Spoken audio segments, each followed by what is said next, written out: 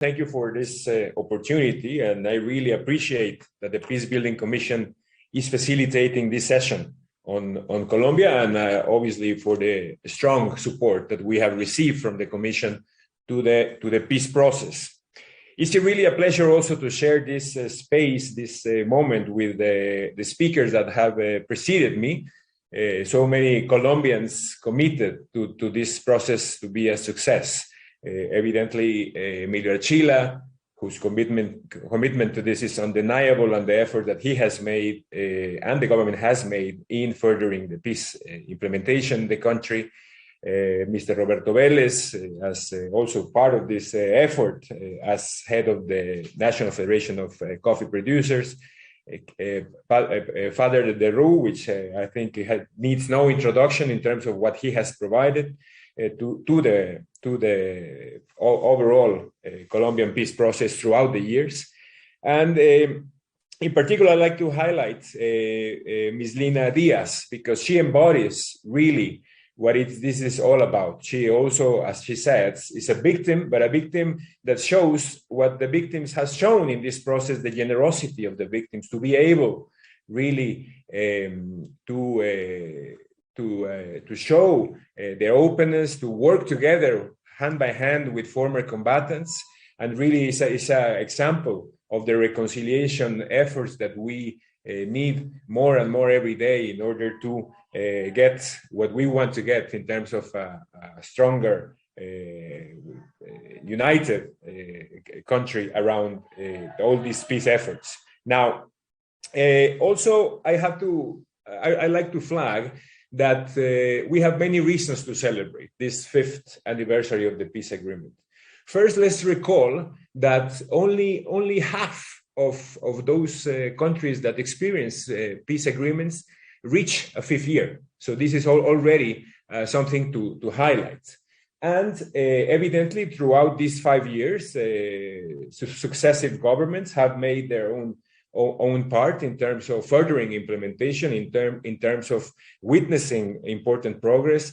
It's undeniable that the laying down of the weapons was an important aspect at the beginning of this process. The transformation of a former guerrilla in a political party, and now with the representation in Congress that day to day participate in the debate, that presents initiatives, that we are getting used to it day by day in terms of being part of the institutionality of the country, and really contribute to the consolidation of democracy of the country. There are milestones that we have achieved, and obviously this all this institution building, and to highlight the transitional justice architecture, where the Truth Commission that the Father de Roux heads, is one of those 3 important entities that we have get from the agreements, and are producing results day by day. And now also all the progress that has been made, and we recognize that Emilio Archila and others have been recalling in particular to highlight more than half of the ex-combatants now are linked to productive projects in the reintegration efforts to civilian life. The investments that have been made through these development programs in the regions most affected by conflict are 2 areas which they have undeniable progress, and we also need to assess. Evidently, in all these processes, we have big challenges as well. We have big challenges going forward. One of them is some persistence of violence in regions that are really obstacles to a consolidation of peace. As you know, we have different ex-combatants being killed from the signing of the agreement to now, and even though the efforts of the government have not ceased, still we need to continue devising ways to protect them, as well as other actors such as social leaders, human rights defenders that are working in those regions, as well as all those communities. And this is particularly important considering that we are entering an electoral cycle.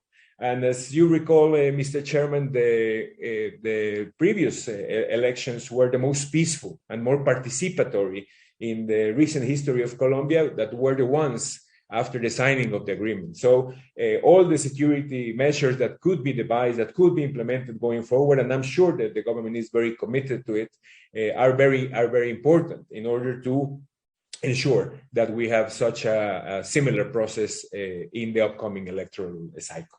So those are a few areas. Evidently, this agreement was and is very ambitious in its objectives and has elements of transformational nature that we have seen also some implementation in those areas, but we also need to focus in going forward in those areas, a bit more efforts on rural reform, efforts on political participation, all what we can do, obviously in this government, but in future governments, considering that this is a long-term implementation plan of ambition in 15 years originally, I think are the areas that we need to focus more.